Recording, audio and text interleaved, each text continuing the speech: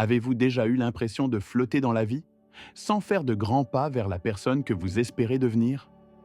Ce sentiment atteint généralement son apogée vers le nouvel an, lorsque vous réfléchissez à la façon d'abandonner les vieilles habitudes et d'en adopter de nouvelles.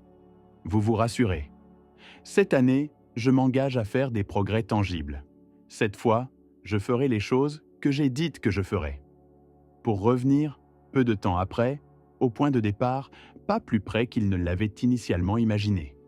La question est donc de savoir comment se libérer des mauvaises habitudes et rendre les habitudes souhaitées plus faciles et plus automatiques.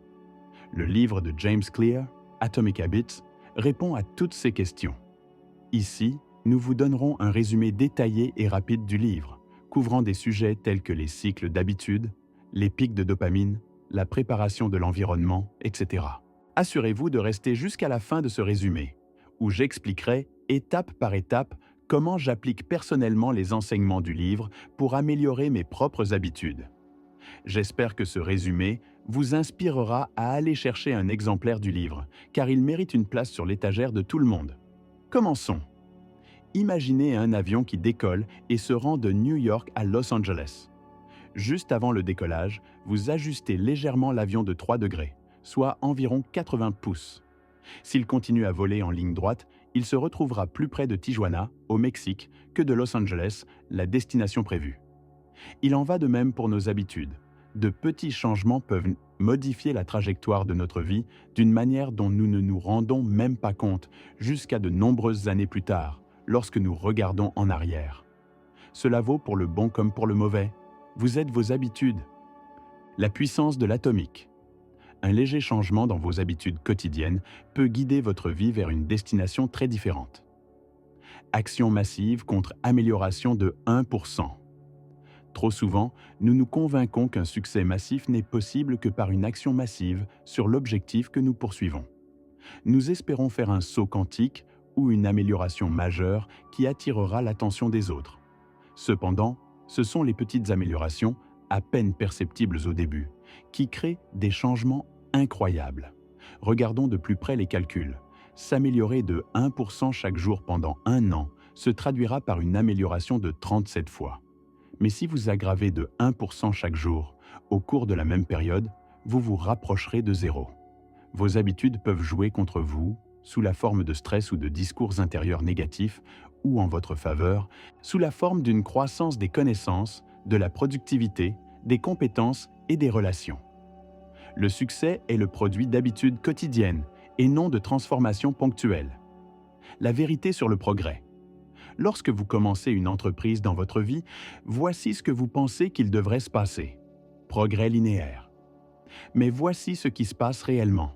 Regardez cette session ici au début. Les petits changements dans notre progrès ne sont même pas perceptibles. James Clear se réfère à cette partie du graphique comme la vallée de la déception. Vous avez fait tellement, essayé si fort et pouvez à peine voir des résultats. C'est là que la plupart des gens échouent et retournent à leurs anciennes routines. Les résultats les plus puissants de tout processus de préparation sont retardés. Il faut donc faire preuve de patience. Objectif versus système. Oubliez les objectifs et concentrez-vous sur les systèmes. Un objectif est le résultat que vous voulez atteindre. Les systèmes gèrent les processus qui mènent au résultat. La sagesse conventionnelle suggère que la meilleure façon de réaliser tout ce que nous voulons dans la vie, qu'il s'agisse d'être en meilleure forme, de créer une entreprise prospère ou de passer plus de temps avec la famille, est de se fixer des objectifs spécifiques et réalistes. Mais que se passerait-il si vous ignoriez complètement vos objectifs et vous concentriez uniquement sur vos systèmes? Réussiriez-vous quand même? L'auteur de ce livre soutient que c'est le cas. Voici quelques problèmes avec le fait de n'avoir que des objectifs. Les personnes qui réussissent et celles qui ne réussissent pas partagent les mêmes objectifs. Par conséquent, l'objectif ne peut pas être ce qui différencie les gagnants des perdants. Atteindre un objectif ne change votre vie qu'à ce moment-là. Les objectifs peuvent créer un conflit. Soit vous atteignez l'objectif et réussissez, soit vous ne le faites pas, et vous avez l'impression d'avoir échoué, même si vous faisiez des progrès dans la bonne direction. Lorsque vous atteignez un objectif, que faites-vous ensuite? Si votre objectif était de courir le marathon local, Il y a de fortes chances qu'une fois que vous l'aurez terminé, votre motivation s'estompera rapidement et que vous reviendrez simplement à vos anciennes routines. Les objectifs sont bons pour établir une direction, mais les systèmes sont meilleurs pour progresser. Un système d'habitudes atomiques. Le problème avec le changement de vos habitudes, ce n'est pas vous. La raison pour laquelle vous répétez les mêmes mauvaises habitudes pendant si longtemps n'est pas un manque de désir de changement, mais un mauvais système de changement. Les habitudes atomiques sont de petites routines et de petits comportements qui, accumulés au fil du temps, produisent des résultats positifs progressifs au fil du temps. Les grandes avancées ont tendance à attirer plus d'attention que les petites améliorations, mais ce qui compte vraiment, ce sont les petites décisions et les actions quotidiennes que nous prenons. Tout comme les atomes sont les éléments constitutifs des molécules, les habitudes atomiques sont les éléments constitutifs de résultats remarquables. Il y a 3 niveaux de changement de comportement. La première est de perdre ce poids, d'écrire ce livre ou de battre la saison. Les résultats sont ce que vous obtenez. La deuxième étape consiste à changer votre processus, ce que vous faites, la nouvelle routine d'exercice ou le développement d'une habitude de lecture quotidienne. La troisième couche consiste à changer votre identité, ce que vous croyez, votre vision du monde et la façon dont vous pensez à vous-même et aux autres. La plupart des gens se concentrent sur les résultats, mais la meilleure façon de changer vos habitudes est de vous concentrer sur la personne que vous voulez devenir, plutôt que sur les résultats que vous voulez. Le but n'est pas d'apprendre un instrument, c'est de devenir musicien. Le but n'est pas de courir un marathon, c'est de devenir un coureur. Lorsque quelque chose que vous voulez dans votre vie fait partie de votre identité, c'est à ce moment-là que vos comportements commenceront naturellement à changer. Lorsque vous vous dites à vous-même et aux autres « je suis un coureur », vous voulez être à la hauteur de cette identité. N'oubliez pas, chaque fois que vous faites une séance d'entraînement, vous êtes un athlète. Chaque fois que vous écrivez une ligne de code, vous êtes un programmeur. Et chaque fois que vous donnez des instructions à votre équipe, vous êtes un leader. Le cycle des habitudes. Une habitude, c'est quand quelque chose se répète tellement de fois qu'il devient automatique. En fin de compte, nous voulons que nos habitudes résolvent les problèmes de notre vie avec un minimum d'effort. L'habitude est formée et renforcée par une boucle de rétroaction continue. Suggestion, désir, réponse et récompense. La clé pour créer des habitudes durables est de créer des boucles de rétroaction qui sont continuellement améliorées. Signal de buzz du téléphone, désir. Pour savoir qui a envoyé le message, répondre. Répondez au téléphone, récompense. Résolvez le problème de l'expéditeur. L'esprit devient vide au travail. Désir, veut soulager la frustration. Réponse. Vérifier les médias sociaux. Récompense. Satisfaire le besoin de se sentir moins frustré. Au fil du temps, les récompenses sont associées à des suggestions. Dans cet exemple, la vérification des médias sociaux est liée à votre esprit qui devient vide au travail. Ainsi, la vérification de Facebook peut être le signal pour vérifier Instagram, qui devient le signal pour regarder YouTube. Avant que vous ne vous en rendiez compte, votre esprit devient vide et cela conduit à 20 minutes de perte de temps. Plus vous répétez ces cycles d'habitude, plus ils deviennent forts et automatiques. Les indices peuvent vraiment être n'importe quoi. Une odeur, un son, une vue, une personne. Essayez de penser à tous les signes dans votre vie qui déclenchent vos cycles de bonnes ou de mauvaises habitudes. Comment pouvons-nous faire en sorte que les habitudes jouent en notre faveur? Ce livre nous montre les 4 lois qui nous guideront pour faire exactement cela. Loi numéro 1. Rendez-le évident. La plupart de vos habitudes actuelles sont si automatiques que vous ne vous en rendez même pas compte. Vous devez d'abord prendre conscience de vos habitudes avant de pouvoir les changer. Vous pouvez y parvenir avec votre tableau de bord des habitudes. Notez tous vos comportements quotidiens, depuis le moment où vous vous réveillez jusqu'au moment où vous vous couchez. Votre tableau de bord pourrait ressembler à ceci. Selon qu'il vous aide à devenir la personne que vous voulez être, évaluez chaque habitude comme positive, négative ou neutre. À ce stade, nous n'essayons pas de changer quoi que ce soit, mais simplement d'observer ce qui se passe réellement dans notre vie quotidienne. Jusqu'à ce que vous rendiez l'inconscient conscient, il dirigera votre vie et vous l'appellerez destin. L'imprécision est un véritable problème lorsqu'il s'agit de formation d'habitudes. Des études montrent que souvent, la raison pour laquelle les gens ne parviennent pas à s'en tenir à une habitude n'est pas à cause d'un manque de motivation, mais à cause d'un manque de clarté. Un jour, je me mettrai en forme. C'est facile de se le dire à soi-même, mais c'est trop vague pour avoir un élan. Ce dont vous avez besoin, c'est d'une heure et d'un lieu. Les conseils les plus courants, tels que l'heure et le lieu, vous aideront à atteindre vos objectifs. Exprimez clairement votre intention d'agir en utilisant la formule suivante. Je me conduirai de telle manière, à tel moment, en ce lieu. Voici un mauvais exemple. Je vais en lire plus ce mois-ci. Voici un bon exemple. Je lis un livre pendant 15 minutes tous les jours à 6 heures du matin dans la chambre d'amis. Une autre bonne façon de commencer une habitude est d'accumuler des habitudes. Pour empiler les habitudes, liez une habitude souhaitée à une habitude existante selon la formule suivante. Après l'habitude actuelle, je vais faire une nouvelle habitude. Par exemple, après m'être brossé les dents, je vais m'étirer pendant 5 minutes. Vous pouvez empiler les habitudes comme ceci.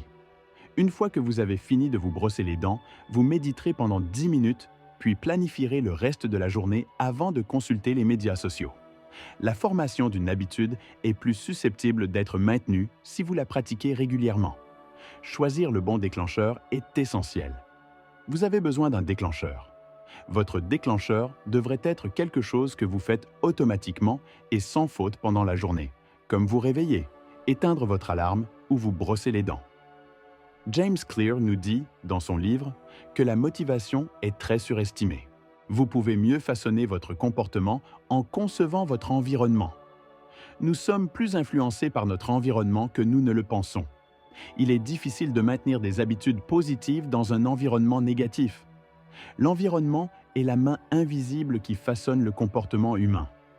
La création d'une habitude vous oblige à redessiner l'espace qui vous entoure. Faites en sorte qu'il soit facile de voir les conseils pour les habitudes souhaitées, tout en évitant les mauvaises habitudes en les rendant invisibles. Par exemple, si vous voulez boire plus d'eau, rendez les signes visibles et évidents. Placez des bouteilles d'eau dans la maison, à des endroits où vous pouvez les voir. Vous voulez en savoir plus? Placez le livre dans un endroit où vous pouvez le voir. Et si vous voulez améliorer la guitare, ne la laissez pas hors de vue, dans le placard. Le contexte est le signal. Les objets de l'environnement ne déterminent pas notre comportement. Au contraire, c'est notre relation avec eux qui le fait. Arrêtez de voir votre environnement comme un lieu simplement rempli d'objets. Imaginez-le comme un endroit plein de relations. Par exemple, le canapé du salon peut être l'endroit où une personne lit pendant 1 heure par nuit. D'autre part, le canapé peut également être l'endroit où l'on regarde Netflix, mange des pizzas et se détend après le travail. Si votre relation avec le canapé est un endroit pour vous détendre, il peut être difficile d'essayer d'accomplir une tâche liée au travail dans cet environnement. Essayez de créer des zones distinctes dans votre maison pour différentes activités. L'auteur aime utiliser le mantra « un espace, une utilisation ». Si vous essayez de vous débarrasser d'une mauvaise habitude, vous ne pouvez pas compter uniquement sur la maîtrise de soi à long terme. Couper les mauvaises habitudes à la source est une solution plus fiable. L'un des moyens les plus pratiques d'éliminer une mauvaise habitude est de la rendre invisible. Par exemple, placez votre téléphone dans une autre pièce pendant quelques heures si vous avez du mal à vous concentrer sur votre travail. Ou mettez la malbouffe hors de vue, ou retirez-la de la maison si vous essayez de perdre du poids. Loi numéro 2, rendez-le attrayant. Lorsque nous nous attendons à être récompensés, nous agissons. Plus une action est gratifiante, plus il est probable de la répéter jusqu'à ce qu'elle devienne une habitude. Par conséquent, la première étape pour prendre de bonnes habitudes est de les rendre plus attrayantes. Comprendre comment la dopamine affecte votre corps vous aidera. Dopamine. Notre niveau de motivation est affecté par la dopamine, une hormone et un neurotransmetteur. Nous sommes plus motivés à agir lorsque notre taux de dopamine augmente. En mesurant la dopamine, les scientifiques peuvent déterminer le moment exact où l'envie se produit. Dans le passé, on supposait que la dopamine n'était liée qu'au plaisir.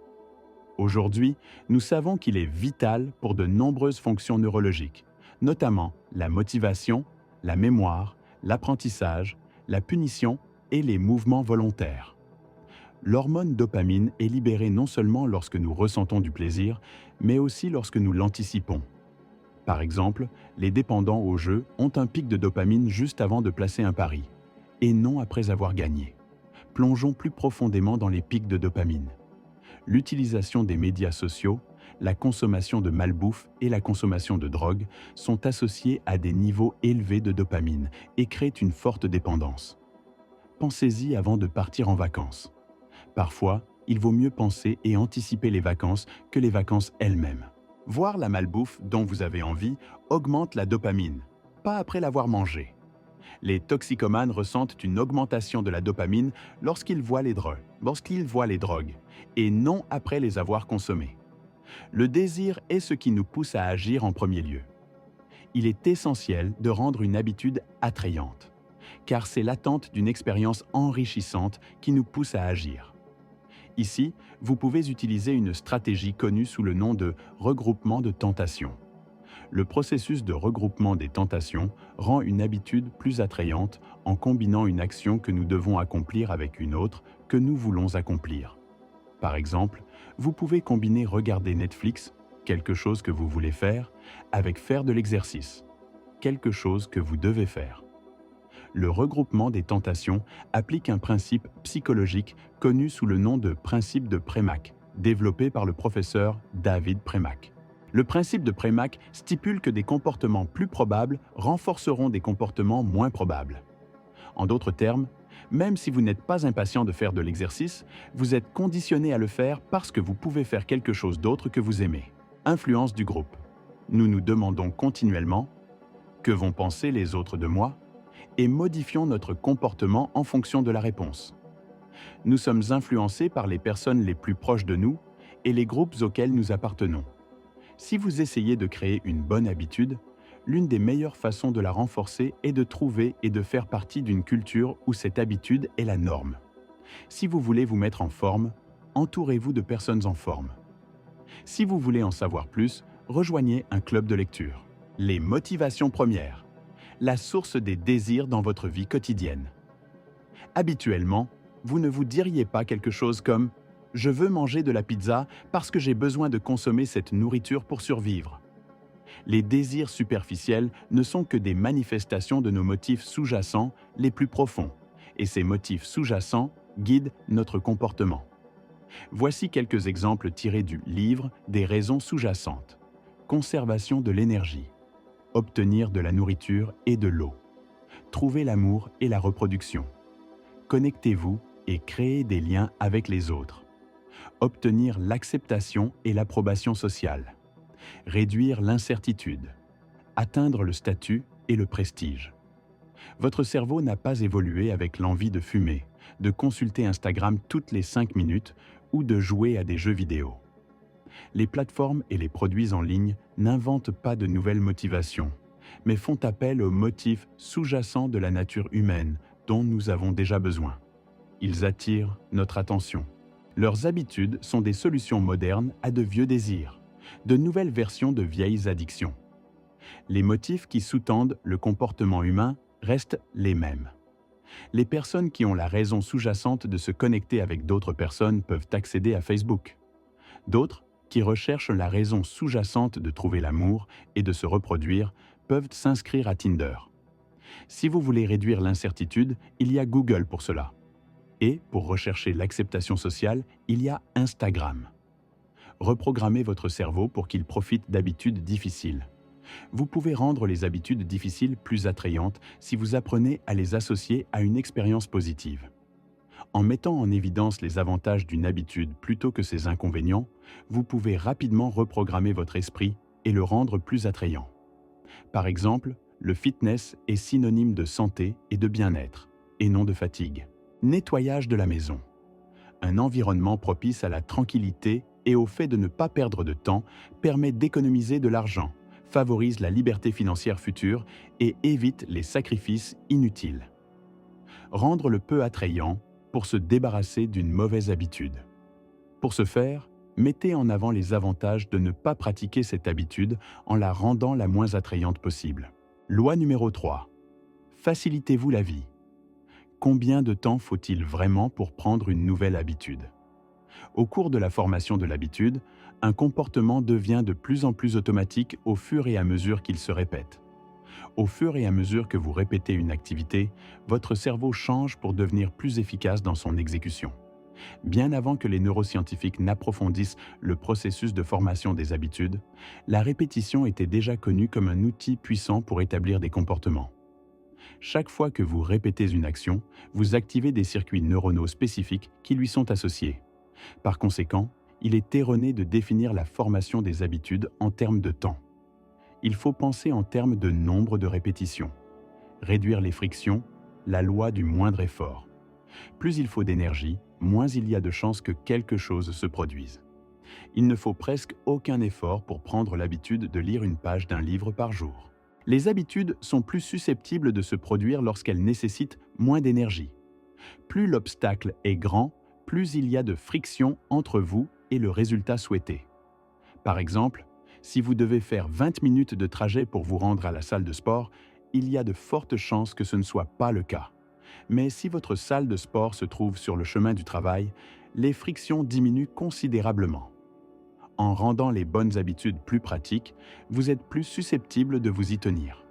Votre vie sera plus facile si vous trouvez des moyens de réduire les frictions au lieu d'essayer d'y résister. Pour créer de meilleures habitudes, trouvez des moyens de réduire les frictions associées aux bonnes habitudes et d'augmenter les frictions associées aux mauvaises habitudes. Préparez l'environnement pour vous. En automatisant ou en configurant l'environnement, vous pouvez réduire les frictions pour les actions futures. Par exemple, emballez vos vêtements d'entraînement la veille. De cette façon, lorsque vous vous réveillez, vous serez prêt à vous déplacer le matin. Pour préparer un petit déjeuner plus sain, laissez la casserole sur la cuisinière, l'aérosol de cuisson sur le comptoir et les ingrédients rassemblés la veille. Ces petites actions réduisent les frictions et augmentent les chances de succès. Utilisez la règle des 2 minutes. Arrêter de procrastiner avec la règle des 2 minutes peut vous aider à établir de petites habitudes qui mènent au succès dans des habitudes plus importantes. Trouvez une version simple de 2 minutes de l'habitude souhaitée. Envie de courir un marathon? Commencez par mettre vos chaussures et étirez pendant 2 minutes. Envie de lire 1 heure par jour? Commencez par lire une seule page.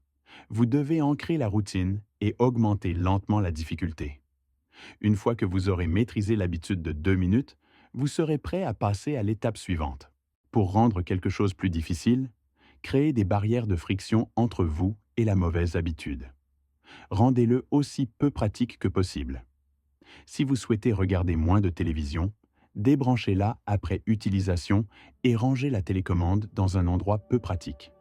Lorsque vous magasinez, laissez vos cartes de crédit dans la voiture si vous avez l'habitude de dépenser impulsivement. Faites tout ce que vous pouvez pour réduire la probabilité que vos mauvaises habitudes se produisent. Loi numéro 4. Faites en sorte qu'il soit satisfaisant. La règle la plus importante du changement de comportement est qu'une sensation de plaisir envoie un message au cerveau. C'est bien. Nous répéterons cela la prochaine fois. Lorsque vous ressentez du plaisir, votre cerveau apprend qu'il est utile de se souvenir et de répéter le comportement. Ce qui est immédiatement récompensé est répété. Ce qui est immédiatement puni est évité.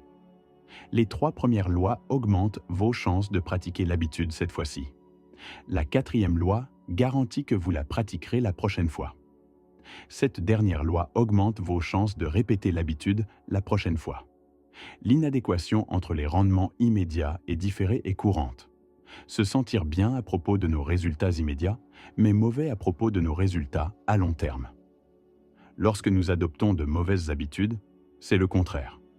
Avec de bonnes habitudes, le résultat immédiat est désagréable, mais le résultat final est satisfaisant. Un certain succès, dans presque tous les domaines, implique d'ignorer une récompense immédiate. À long terme, il est préférable d'ajouter un peu de plaisir immédiat aux habitudes qui porteront leurs fruits à l'avenir et un peu de douleur à celles qui ne le feront pas. L'aspect essentiel de l'adoption de l'habitude est de se sentir réussi, même si c'est à petite échelle. Le sentiment de réussite est un signe que votre habitude a porté ses fruits et que le travail a également porté ses fruits. Il est gratifiant de progresser. Et vous pouvez suivre vos progrès à l'aide de mesures visuelles telles que des trombones, des épingles à cheveux ou des billes en mouvement. Ces petites victoires peuvent beaucoup aider. Par exemple, pour chaque appel de vente que vous passez aujourd'hui, déplacez une bille d'un pot à un autre. Toutes les 25 minutes d'écriture, déplacez un trombone. Les mesures visuelles peuvent prendre de nombreuses formes. Journaux de régime, journaux d'exercice, barres de progression téléchargées ou même numéros de page d'un livre. Tenir un suivi des habitudes peut être la meilleure méthode pour suivre vos progrès. L'utilisation d'un suivi d'habitude est un moyen simple de déterminer si vous avez pratiqué une habitude particulière. Le suivi devient une récompense en soi. Il est satisfaisant de rayer une tâche de votre liste de tâches, de remplir une entrée dans votre journal d'exercice ou d'écrire un X sur votre calendrier. Malgré tous vos efforts, il est inévitable que la vie vous interrompe à un moment donné. Une mauvaise journée de travail, une mauvaise performance ou un mauvais entraînement peuvent arriver à n'importe qui. Lorsque vous passez une mauvaise journée, vous ne réalisez pas à quel point il est précieux de simplement se présenter. Les jours perdus vous font plus de mal que les jours réussis ne vous aident. Ne brisez pas la chaîne. Chaque fois que vous dépassez un jour de votre emploi du temps à cause d'une certaine habitude, vous créez une chaîne. Il est très important de se présenter. Perdre 2 jours ou des liens d'affilée est le début d'une mauvaise habitude. Même si vous faites normalement 50 pompes, n'en faites que 10 ce jour-là, si cela signifie ne pas briser la chaîne. En rompant avec une mauvaise habitude, rendez-la insatisfaisante. Un comportement est moins susceptible de se produire lorsque la douleur est immédiate. Être tenu responsable par un partenaire est un bon moyen de garder vos habitudes souhaitées sous contrôle. Nous voulons tous être aimés et respectés, alors nous préférons simplement éviter la punition dont nous serons tenus responsables. Par exemple, je vous dois 10 $ chaque fois que je manque une séance d'entraînement. En plus du respect que je perds pour ne pas avoir fait ce que j'ai dit que je ferais, votre comportement est plus susceptible d'être influencé par des conséquences concrètes et immédiates. Le contrat d'habitude. Vous pouvez créer un contrat d'habitude pour vous tenir responsable, tout comme les gouvernements utilisent les lois pour tenir les citoyens responsables. Vous pouvez créer un contrat d'habitude verbalement ou par écrit qui indique clairement que vous honorerez une habitude spécifique et qu'il y aura des punitions si vous ne le faites pas. Vous pouvez ensuite faire appel à vos partenaires de responsabilité pour faire respecter le présent accord. D'accord, c'est une chose de lire un livre, mais c'en est une autre de l'appliquer à votre vie. Je vais donc essayer de représenter visuellement comment j'ai utilisé ce livre, personnellement, pour construire des systèmes autour de mes habitudes au cours des derniers mois. Après avoir lu le livre, peut-être que votre approche sera différente de la mienne, ou bien meilleure. Ou peut-être y a-t-il des parties que j'ai complètement manquées, ou qui pourraient être améliorées. Alors, faites-le moi savoir dans les commentaires ci-dessous. Les bonnes habitudes que je voulais développer étaient des exercices plus réguliers et des routines de lecture. La mauvaise habitude que je voulais éliminer était de me distraire et de trop consommer les médias sociaux. Tout d'abord, j'ai rempli la carte de pointage des habitudes. Cela m'a donné une bonne idée des habitudes que je pouvais essayer d'éliminer. Mais, plus important encore, cela m'a donné une idée des habitudes quotidiennes que je pratiquais déjà et avec lesquelles je pouvais accumuler mes nouvelles habitudes. En fin de compte, lorsque vous trouvez les habitudes que vous voulez développer, vous voulez pousser les bonnes habitudes que vous voulez de ce côté du spectre et les mauvaises habitudes de l'autre. Pour l'habitude de s'entraîner, la première étape a été de rendre les conseils plus évidents, et j'avais quelques outils du livre que je pouvais utiliser. Dans ce cas, j'ai utilisé ce que James Clear appelle une stratégie de mise en œuvre. Je vais m'entraîner à 6 heures du matin, dans le salon. Ensuite, j'ai fait de mon mieux pour concevoir mon environnement de manière à ce qu'il soit propice à cette nouvelle habitude. J'ai sorti mon ensemble d'haltères du placard et je les ai placés dans le salon.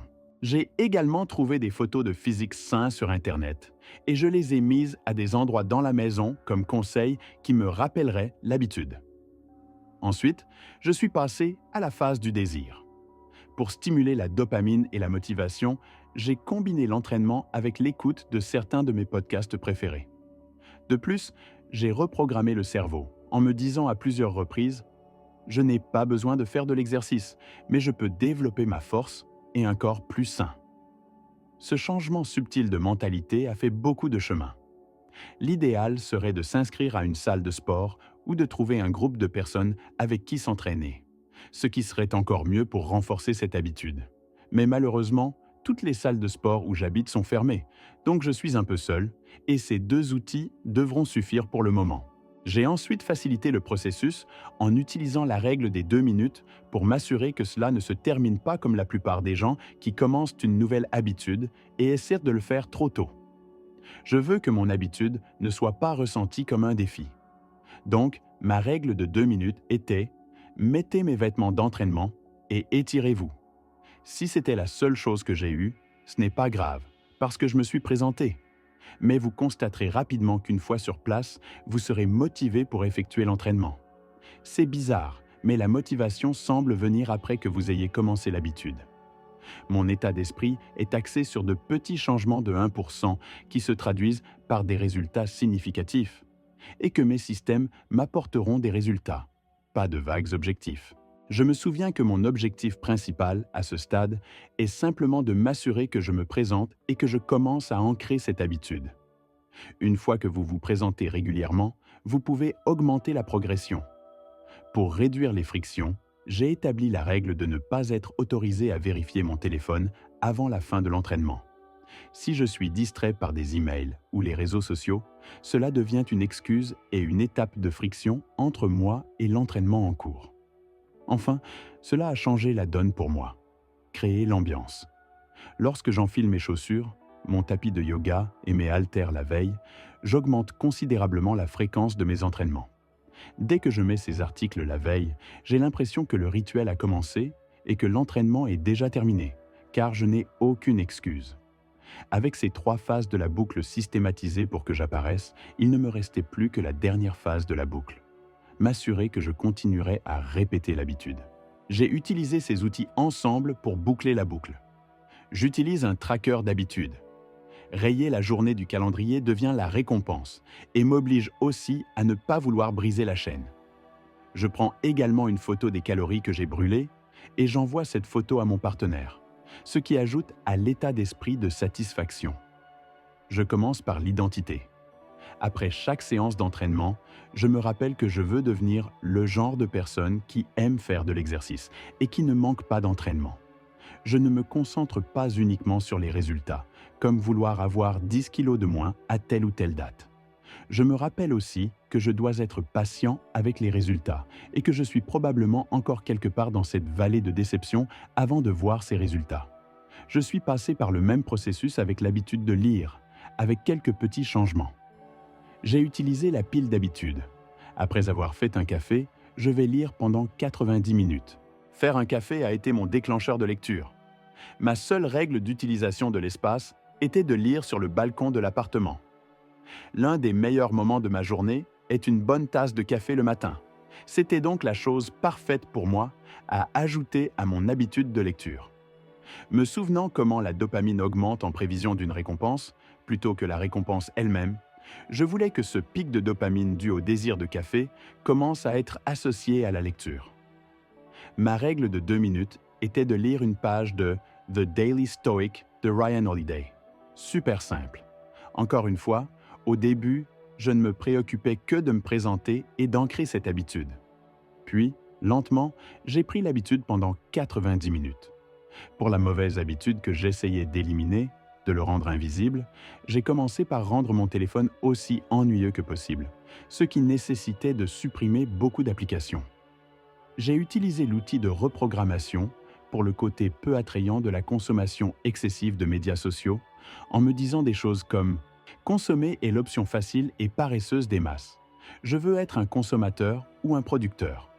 Le défilement aléatoire des flux est pour les perdants. » Donc, vous voulez essayer de peindre votre mauvaise habitude d'une manière qui rend très peu attrayante la poursuite de la pratique. Pour ajouter à la friction, j'ai laissé mon téléphone dans un tiroir d'une autre pièce, complètement à l'abri des regards. Et, pour que tout ne soit pas satisfaisant, j'ai un partenaire de responsabilité. Je demande à ma compagne d'appliquer cette habitude. La punition, c'est que si elle me voit utiliser les réseaux sociaux pendant les heures de travail, je lui dois 10 $. C'est donc ainsi que j'ai utilisé ce livre fantastique, les amis, pour obtenir d'excellents résultats jusqu'à présent. Sortez et procurez-vous un exemplaire de ce livre si vous ne l'avez pas déjà fait. Vous apprendrez les connaissances à un niveau beaucoup plus profond, avec toutes les histoires et les exemples que James Clear vous donne dans le livre, ainsi que certaines techniques avancées que nous ne couvrons pas dans le résumé, mais qui vous aideront à renforcer vos habitudes. Eh bien, c'est tout pour l'instant. Nous sommes arrivés à la fin de ce livre audio, et j'espère sincèrement que ces conseils vous seront d'une grande utilité. N'oubliez pas que vous êtes un élément crucial de ce canal. Donc, si cette vidéo vous a aidé à réfléchir ou à apprendre quelque chose, laissez un like et commentez votre opinion afin que plus de gens découvrent les pouvoirs de la sagesse. Si vous ne savez pas quoi commenter, tapez « La connaissance est la sagesse » pour me faire savoir que vous êtes arrivé jusqu'au bout. Et si vous n'êtes pas encore inscrit, faites-le. N'oubliez pas que chaque petit pas compte dans votre parcours de développement personnel. Continuez à avancer vers la victoire. Merci de votre attention.